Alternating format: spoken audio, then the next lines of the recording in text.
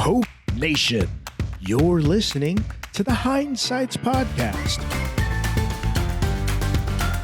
the most mentally stimulating podcast around. What is crackin', Hope Nation? It's your friendly neighborhood Kevin Hines. I could not be more excited to welcome you back to another transformative episode of the HINESIGHTS Podcast. Make sure to subscribe and share this episode with someone who needs help right now. This is HINESIGHTS, where we dive deep into the minds and the hearts of not only those who are surviving, but leading the charge in the battle for mental wellness, resilience, anti-bullying, and hope. Today's guest is nothing short of phenomenal.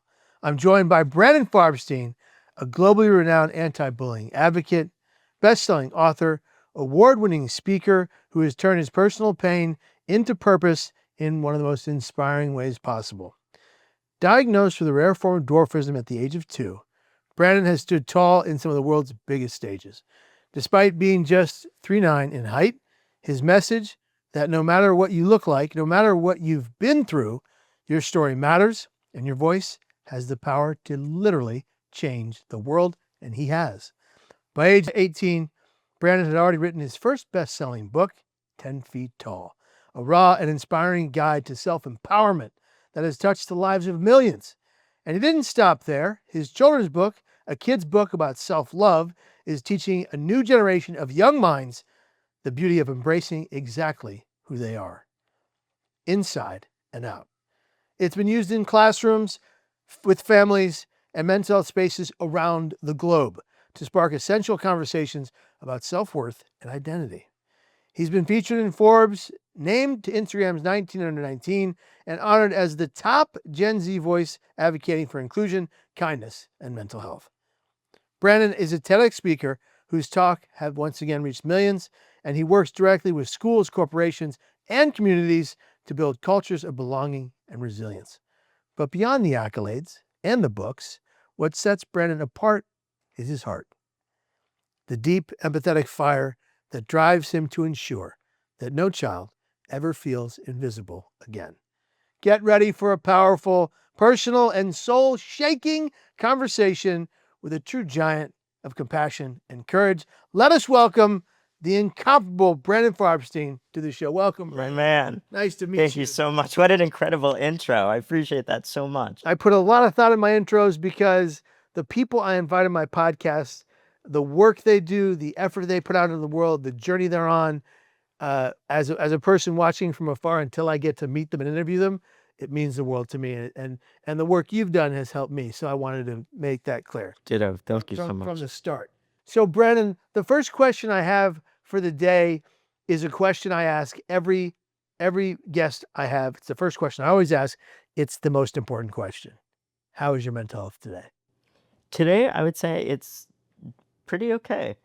In a good way. It can be okay with a negative connotation. I've been a little bit burnt out lately, and I feel like I'm kind of on the tail end of that. So still a little bit of that lingering, but I've gotten some really good insights, and very grateful for my friends and family that make sure that I'm not ever in a place that I'm drowning ever again.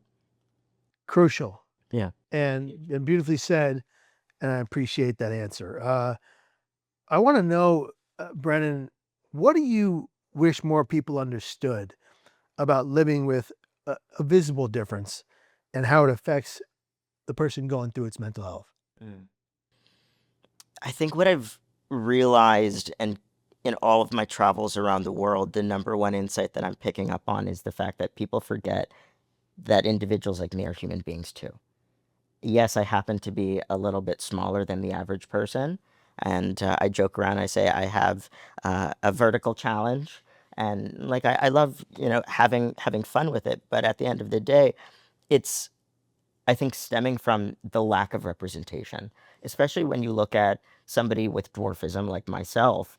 Historically, when we think about what the roles and the different characters have been of different people with dwarfism in movies and TV shows, elves, Oompa Loompas, dehumanizing roles that, I mean, of course, there's there's fantasy and there's fun, and I think that has obviously the line has been blurred in that front. And so it's really something that I have to work on every single day of my life. I feel like any and every time I'm in public, that is what I'm doing. I'm simply showing people and I'm teaching them I'm as much of a human being as you are too.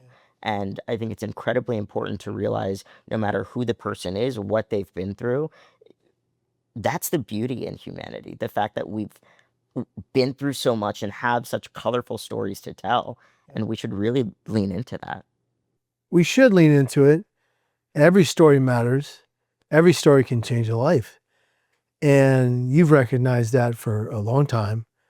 And you've done that around the world, which is incredible. And when people look at you and they don't see the human being in you, do you ever get to the point where you're like, well, that's their problem?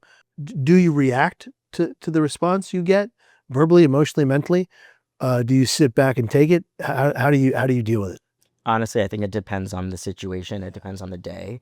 Some days I'm incredibly great at having one thing go in one ear and out the other, and it really rolls off of me. Obviously, some things have more of an effect no matter what, but there are also certain instances where I feel like I get triggered by the slightest thing. And that is on me to recognize I need to take a step back and also realize people are simply curious most of the time.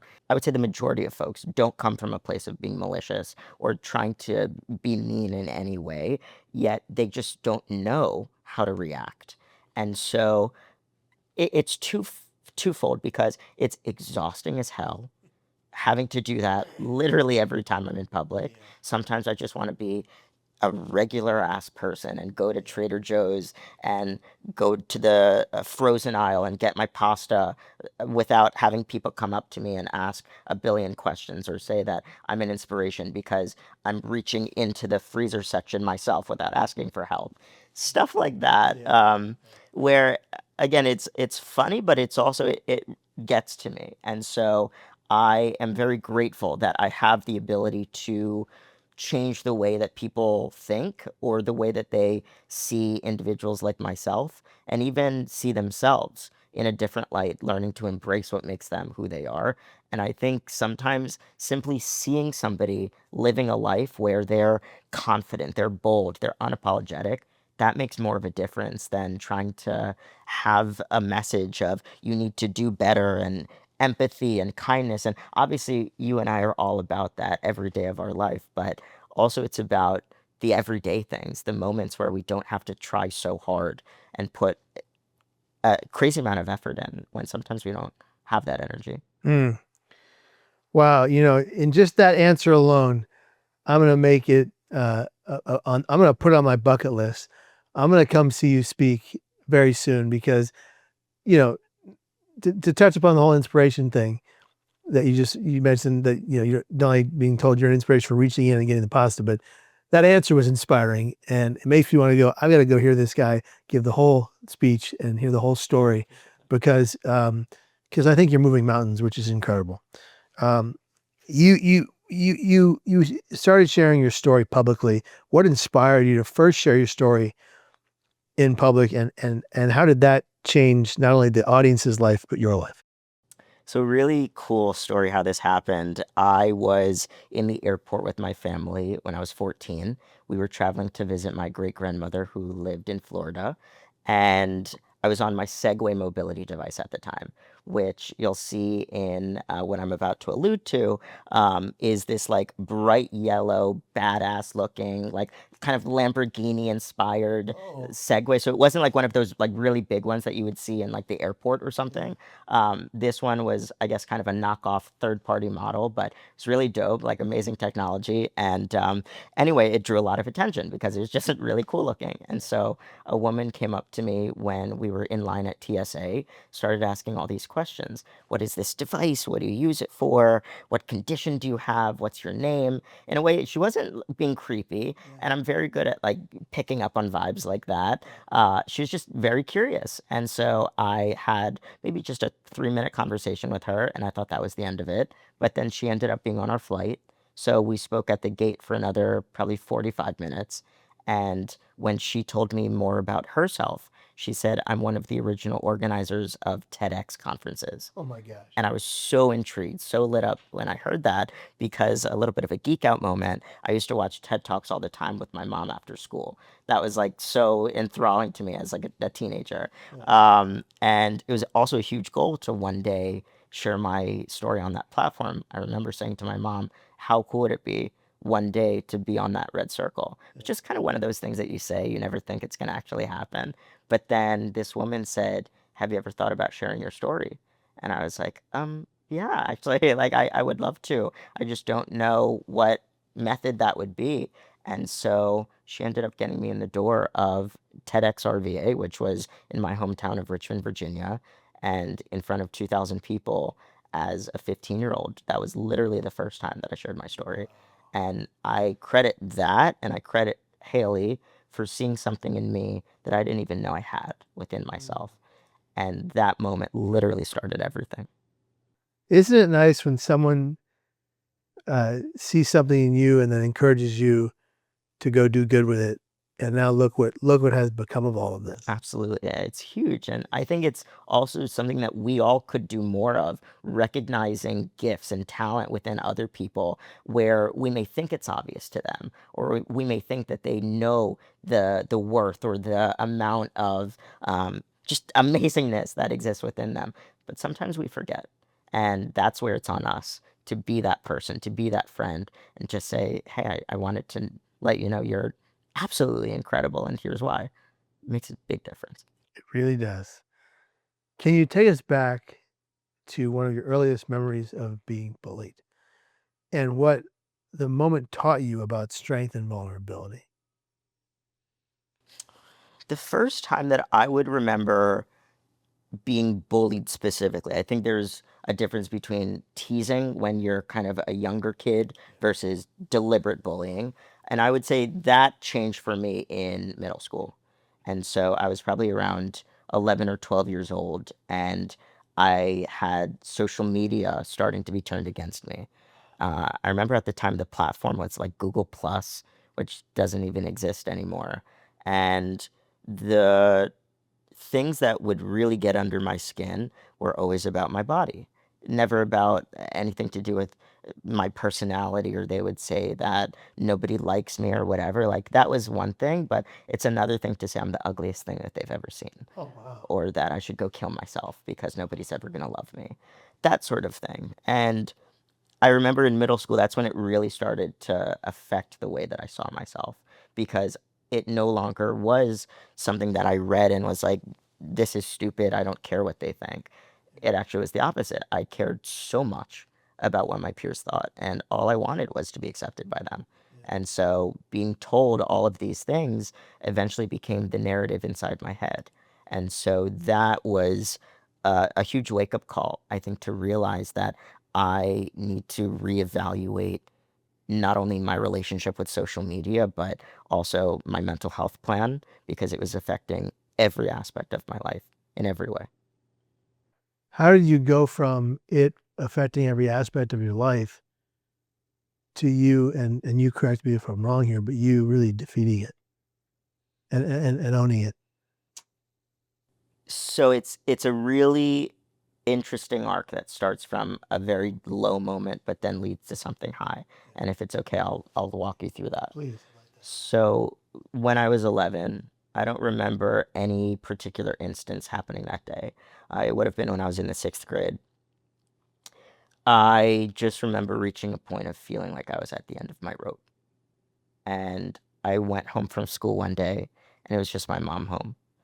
And I walked in and I said, Mom, I'm not doing this anymore. There's no point in me being here. I'm in pain every day of my life, and I'm going to go kill myself.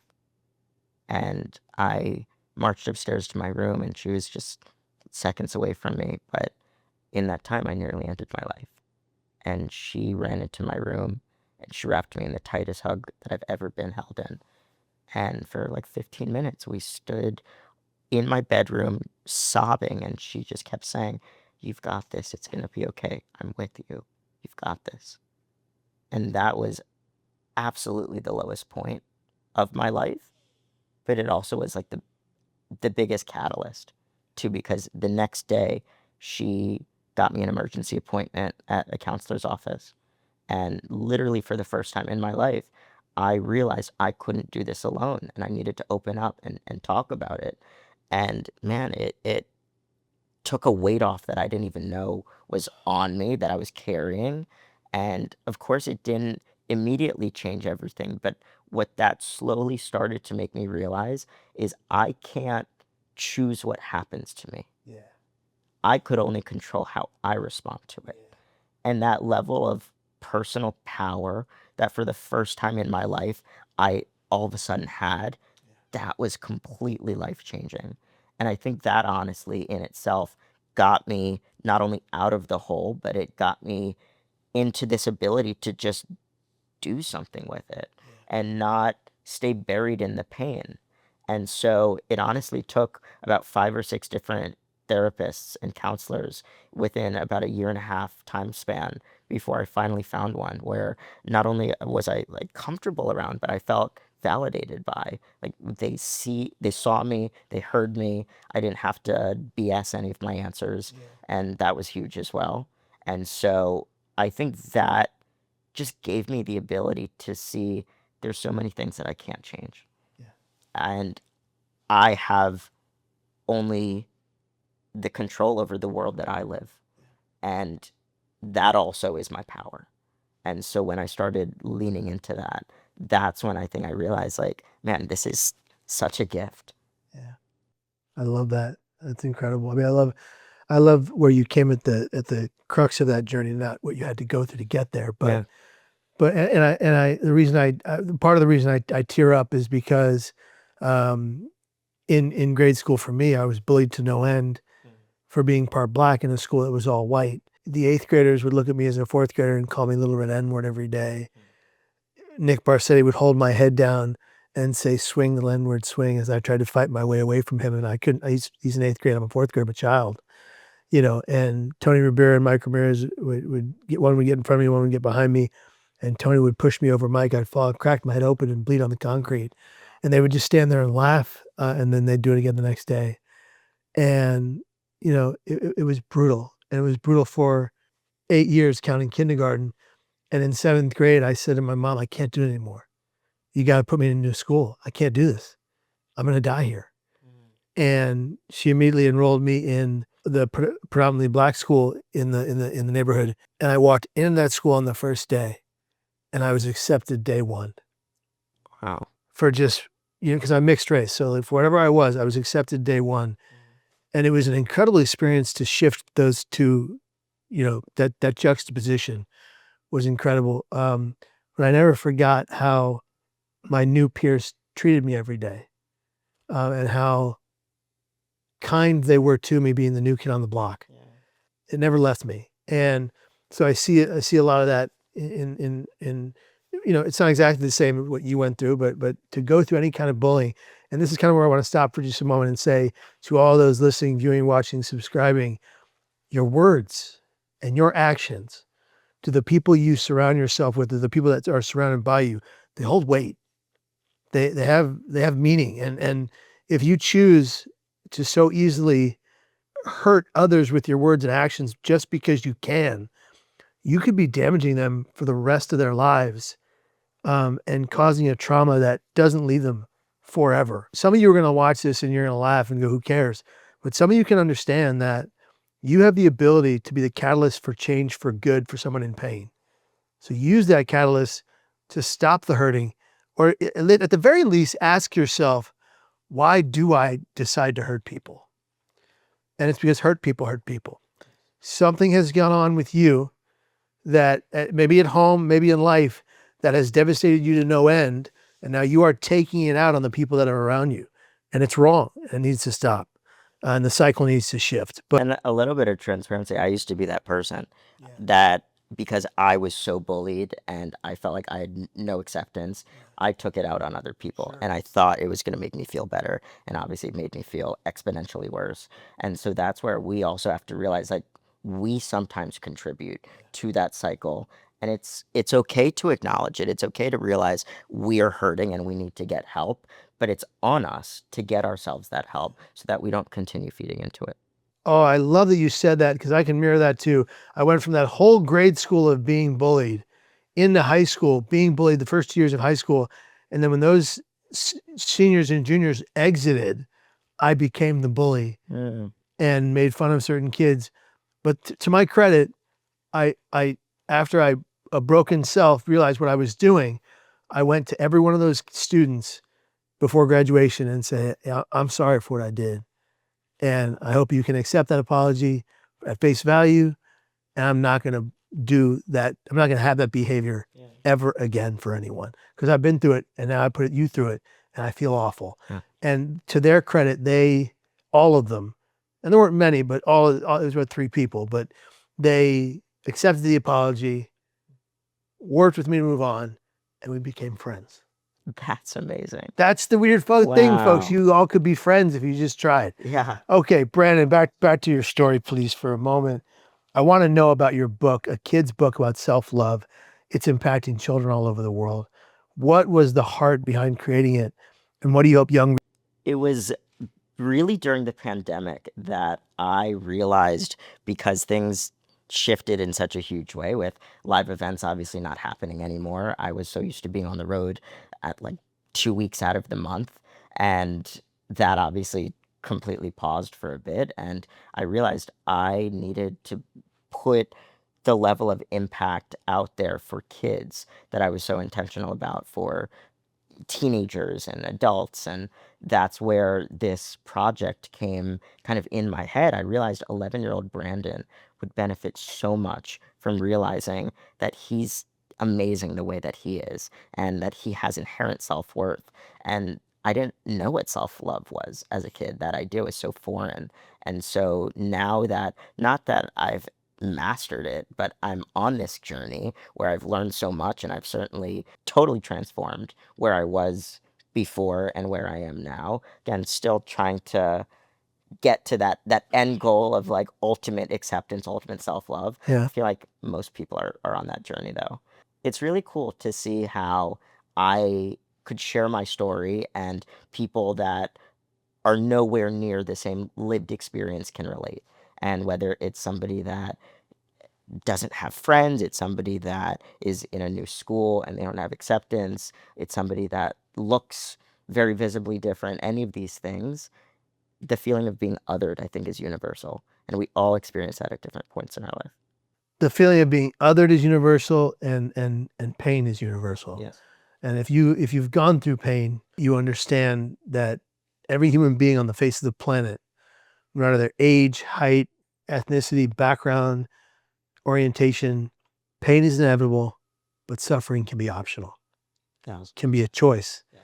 And so it's an incredible point you make. How do you process the weight of advocacy while still protecting your own mental health and well-being? I appreciate this question a lot. To be honest with you, this is another one of those areas where I feel like I'm still learning. Yeah. I've been doing this for about 10 years. I've been in the public eye for a lot of my teenage and like adolescent development. And so that pressure and that weight, I think, had a huge effect on me because I was trying to be somebody that I wasn't.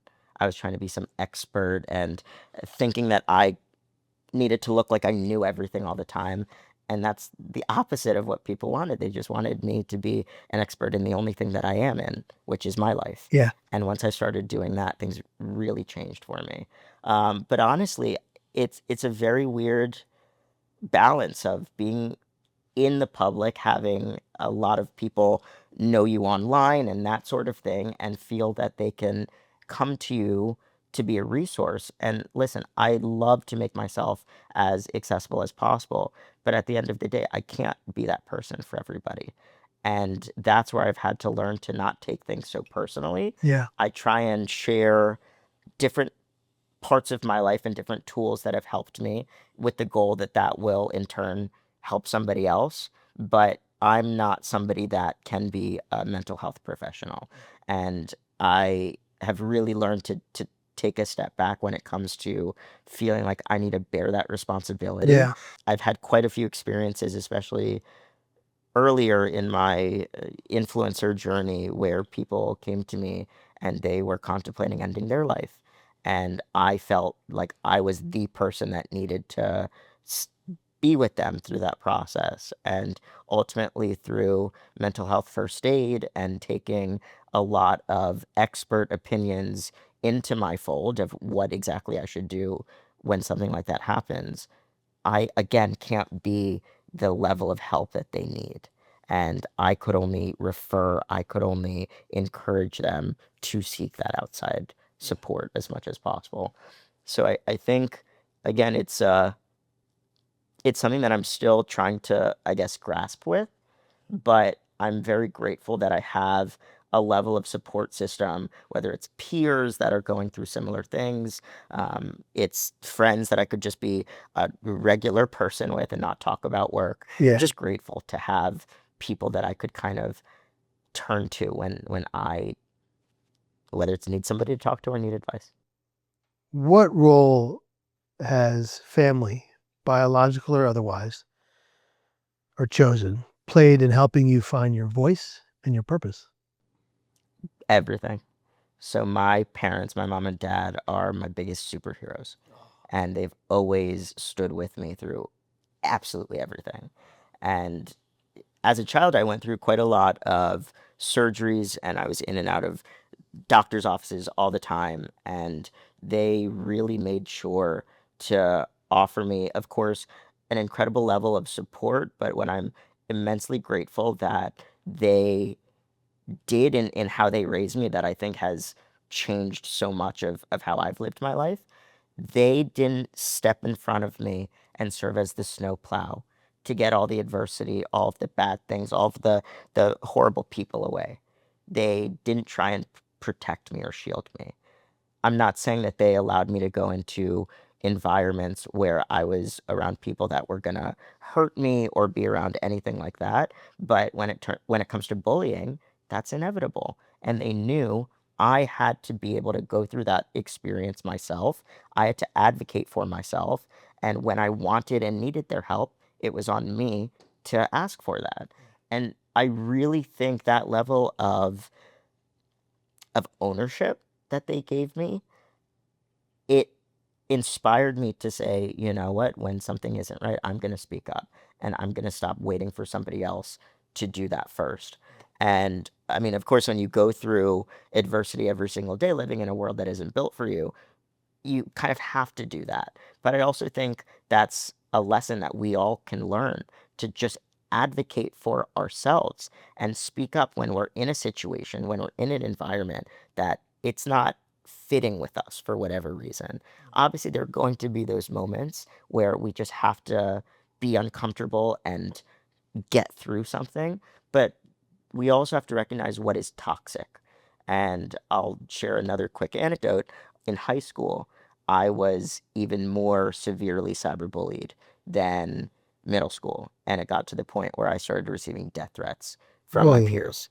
And it was very evident that it was happening from my high school. They took pictures and videos of me in the hallway, in class, and the administration, specifically the principal, I remember him explicitly saying to my mom and I, "This is not happening during school hours. There's nothing that we could do."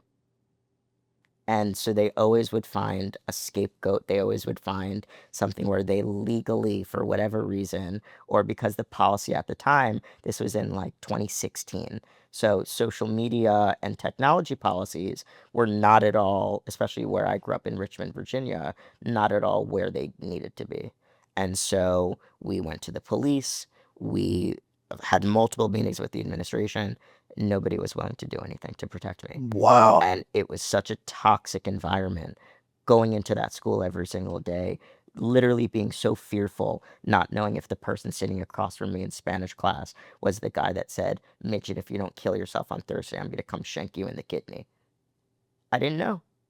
And so, thank God, again, my parents said, "What do you want to do? What do you want to go online? Do you want to try taking a pause and doing everything with a one-on-one tutor?"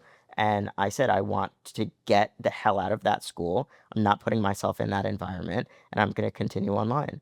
And so, with all of the extra time that I had, I went from being in, like, not that I'm this genius guy by any means, but I went from being in a couple like AP classes and honors classes to not being offered anything near that by the public school system at the time. They just offered like the absolute bare bones minimum to get me to pass my high school classes. So I had a lot of extra time, and that allowed me to start my advocacy career. And so we started testifying in front of the Virginia General Assembly and in front of like 6 different committees and subcommittees uh, over a 2-year span, got 2 laws passed. And it was literally a result of going through that situation, realizing it wasn't just us who have been victimized by the policies that have not been caught up to speed. And it was also on us to do something about it. And I had no clue that a result of that would get laws passed, but it did. It did, and those laws changed the lives of so many people. And when you think about it, you talked briefly about something earlier on. You said that you looked now at as what you've gone through as a gift, and you just very briefly said it. But you can look at all of this and what has become of the work you've done, the advocacy, the law writing, the lives changed, the stories now told. It sucks what you had to go through, but it's a gift that you keep on giving that is changing the lives of millions. So there's something, there are some people out there that would say, wasn't it all meant to be? How do you feel about that statement? I ultimately think that is the case. There are some days that, again, just being super transparent, people ask me the question, if you could make the choice, would you choose to be born with the challenges that you've been dealt? And there are certain days that I feel like I would really love to know what it's like to not be in a body that's under 4 feet tall, just for a variety of reasons. But ultimately, I think where I'm at now in life, I realize that I've been through all of it for a reason. And the more that I can share that with people, the more I think it's really liberating for me to realize there is a silver lining. There is kind of that light at the end of the tunnel. And it took me kind of tapping into this sense of self to be able to do that in the first place. But I'm so grateful that I have this platform to be able to continue doing it. Incredible. I can attest to that. And I think that we've both been through a lot of pain in our lives. We've both seen a lot of trauma. We've both contemplated suicide, uh, attempted, and here we are today, getting to sit next to each other, have this beautiful conversation, affect the lives of those watching in a positive way. Um, I would love to know, given if we go back for just a minute, what you went through with that principal that did nothing. How can schools better support students facing bullying or exclusion today, especially those with visible or invisible disabilities? Um, I know you've written the law legislation, but in other ways, how can schools do better? Honestly, and this is going to sound like a plug for motivational speakers like Kevin and myself, but I really think that makes a difference. When you have somebody coming in, sharing a personal narrative, not only what they've been through, but how they got through it and where they're at now, I think that gives young people a model to say, if he could do it, I can too. And that is everything. And I think we have to come in with a mentality of being preventative rather than reactive. And if we could have this proactive approach of realizing, listen, it's going to happen in every school, in every community, it is inevitable. Hate is inevitable. Like all of these things, it is unfortunately just part of the human experience. But that doesn't mean we have to normalize it. And so I think too many schools wait until an incident happens in their community to implement social media policies, to bring in programs that teach mental health resilience, that teach social and emotional learning practices, so that kids have tools and outlets to turn to rather than telling somebody on Instagram to go kill themselves. And so that's where I really think every educator has a level of responsibility to just remember it's happening in your classroom. I'm not saying, necessarily kindergarten, first grade, whatever, but a level of exclusion, meanness, behaviors that shouldn't be happening. And I'm not saying anything to teachers that you don't already know. Uh, not only calling it out, but I think why that hurt somebody, and just this idea of empathy, that your words, your actions have such profound impact on somebody, and you could use that to lift them up and make them feel amazing about themselves, or the opposite and make them feel like they are absolute garbage. And that's completely up to you. Yeah, that is up to you. And, for all the bullies in the world, we talked about hurt people, but it kind of goes beyond that. When a child is telling another child to kill themselves, which is happening more often than I think ever before. In cyberbullying, according to the crisis text line, is 60% more dangerous, life-threatening than physical bullying. Yeah. That's bananas. If you cyberbully someone and tell them to kill themselves, and then they do, I'm sorry, that literal blood is on your hands. You're liable for homicide. You're liable for homicide. You need to go to jail. Consider your actions. I don't care how hurt you are. Hurting someone else is not the answer. That did nothing to you. Defending yourself is one thing from assault. This is not that. So it's not acceptable. And let's make that once again crystal clear. How do you define resilience, and how has that definition evolved through your journey? I think resilience is the ability to go through darkness and remain somebody that embodies light on the other side. It's realizing that you're gonna fall. You're gonna get through experiences where you feel like you can't get up, or you're in a hole where it's so dark, it's so overwhelming that there seems to be no end to that. But I think it's realizing that you've been through every single thing up until this point, and that's not a mistake. That's resilience. You're still here. You still had so much ability to make a change and to share your gifts with the people around you. I think that in itself, realizing how much each and every one of us has experienced to get to where we are, I mean, that's remarkable. And again, it's really not a mistake. That's not an accident. It can't be. It simply can't be. You're meant to be here, and you're meant to fulfill a destiny that you may not know anything about right now. Yeah. But today is not tomorrow. Just because you're in a world of pain today doesn't mean you don't get to have that beautiful tomorrow, like Brandon, like myself, and be given a gift to do something good with your life to change the lives of others. Brandon, can you speak about a time when you felt unseen or unheard, and how you rose from it to become the empowered voice you are today? So I spoke about the advocacy component of what I did after the cyberbullying, but the other thing that I think is pretty cool that I chose to do with it, that's when I launched my professional speaking career. And so I realized I don't need to wait to graduate high school or go to college in order to do what I'm already being invited to do. And so that was really cool. And again, it just made me realize people can relate to so many different aspects of our experience without us thinking that they can. And there's so much power in that. Yeah, and I think for the folks watching that don't know this, storytelling is 22 times more memorable than statistics or facts. Stories are 22 times more memorable than statistics or facts. I believe that. Telling stories in a way that is hopeful, healing, filled with resilience, even descriptive of the trauma you experienced. Yeah.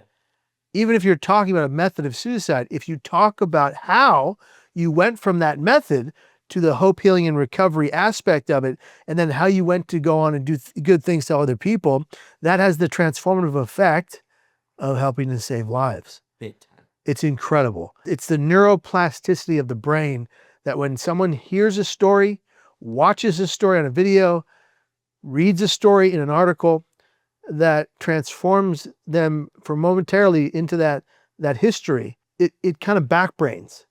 And then when they go through something in the future, maybe not then, maybe not there, but when they go through something in the future that leads them to think of suicide, to want to attempt, to feel like addiction is the answer, oftentimes they circle back to that back brain memory and they go to themselves like you discussed, if he can do it, I can too.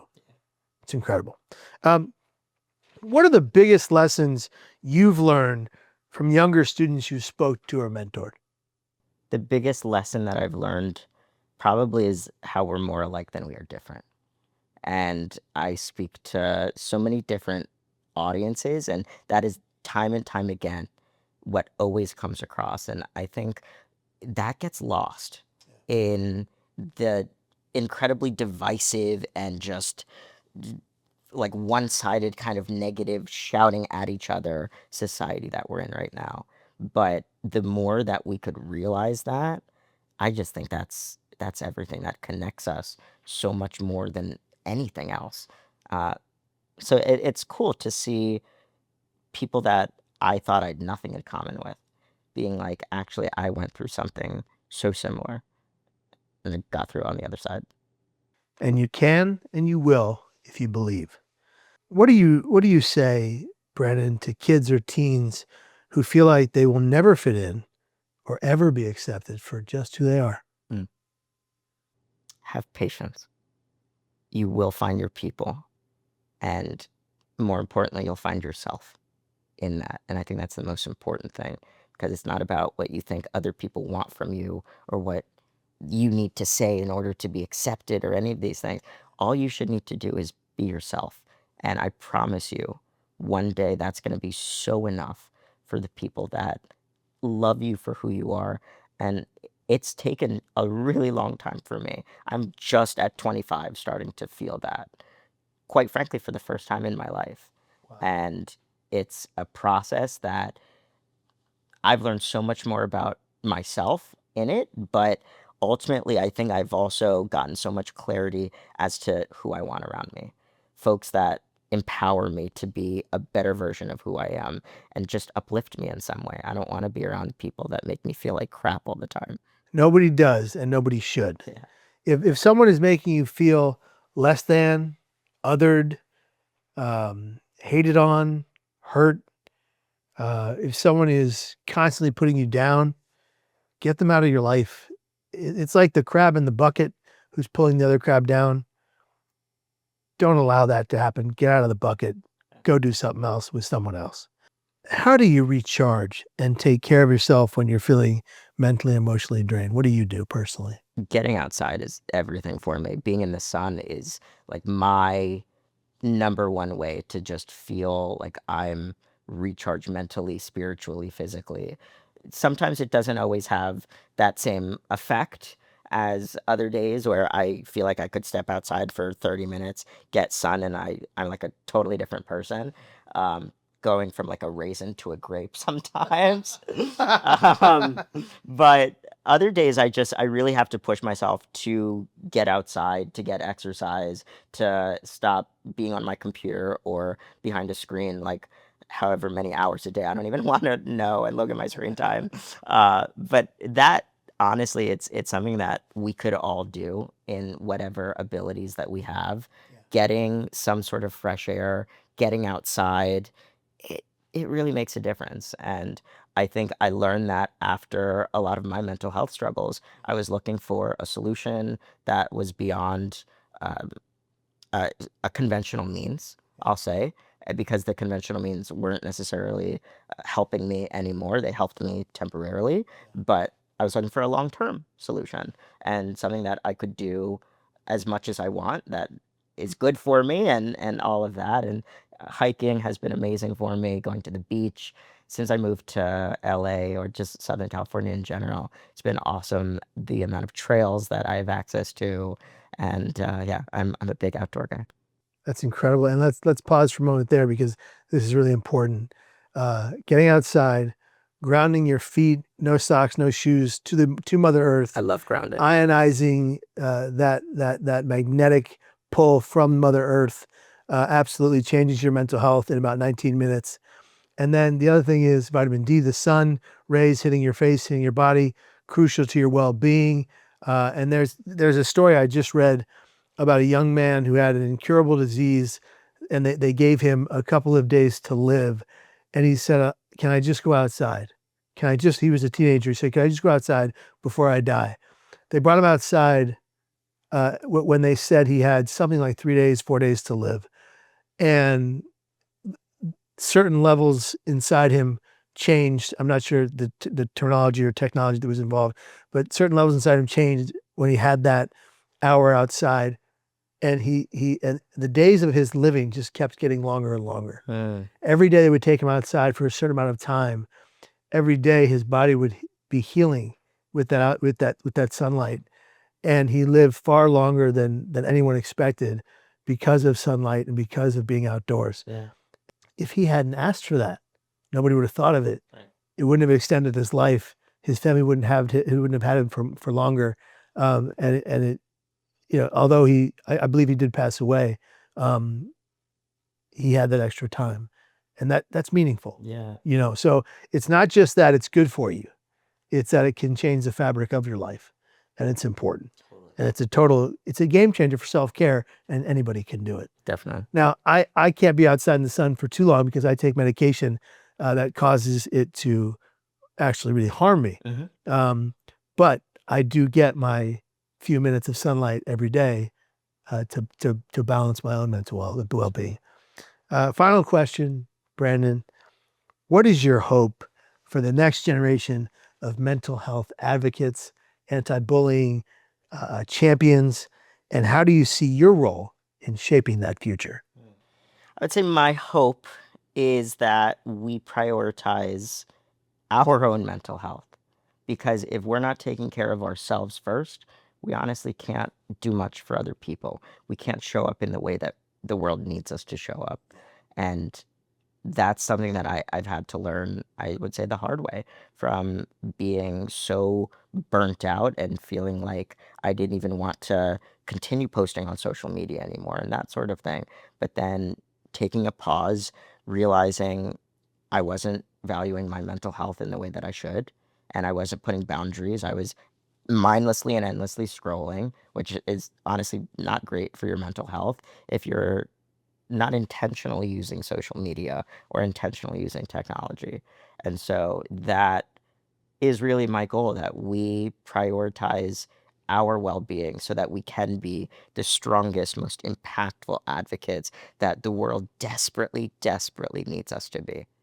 And I hope that I could be an inspiration of somebody that's doing just that.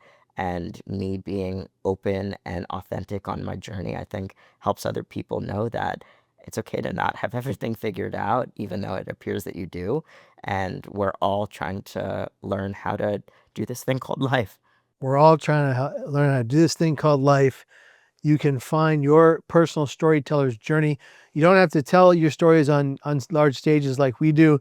You can tell your stories to your peers and your friends in tight circles and your loved ones and your family if you hold them dear. And my friend, this incredible podcast with you today, truly incredible. Brandon is proof that stature is absolutely nothing to do with the size of one's impact. In a world where far too many people feel small, silenced, or stuck in the shadows, Brandon reminds us that the most powerful thing we could do is our own story and shine anyway. From the school hallways where he once felt cruelty and faced pain, to the global stage where he now stands tall as a fierce force for change, you are lighting the path for millions of young people to love themselves, to speak up, and never, ever shrink for anyone. What a gift to hear your truth, Brandon. Your courage and your unapologetic mission to lift others higher is palpable.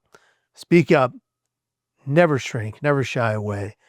And if this podcast didn't stir you to action, stir your soul, I don't know what will.